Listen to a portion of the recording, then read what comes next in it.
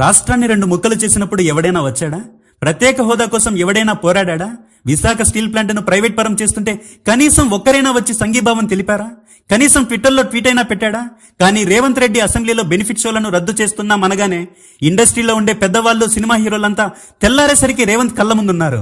వంగి వంగి నమస్కారాలు, భుజాల మీద శాలువాలు. అబ్బబ్బో, ఏమి చిత్ర విచిత్రాలు! వాళ్ళ సినిమా ప్రమోషన్ల కోసమైతే రకరకాల వేషాలు వేస్తారు, కానీ ప్రజల కోసం ఏనాడు కాళ్ళు బయట పెట్టరు. కేవలం వాళ్ళ స్వార్థం కోసం మాత్రమే వస్తారు. 100 రూపాయల టికెట్ ని 500 రూపాయలకు పెట్టి బెనిఫిట్ షో వేస్తారు. బెనిఫిట్ వాళ్ళకి, బొక్క మనకి. వాళ్ళ కాళ్ళ గోరికి చిన్న గీటు పడినా అమ్మో షూటింగ్ లో ఘోరమైన ప్రమాదం అంటారు. అప్పుల బాధ తాళలేక కష్టపడి పండించిన పంటకు గిట్టుబాటు ధరలు కూడా లేక గుండెలు బాదుకుంటూ కుటుంబం అంతా ఆత్మహత్య చేసుకున్నా ఎవ్వడూ పట్టించుకోడు.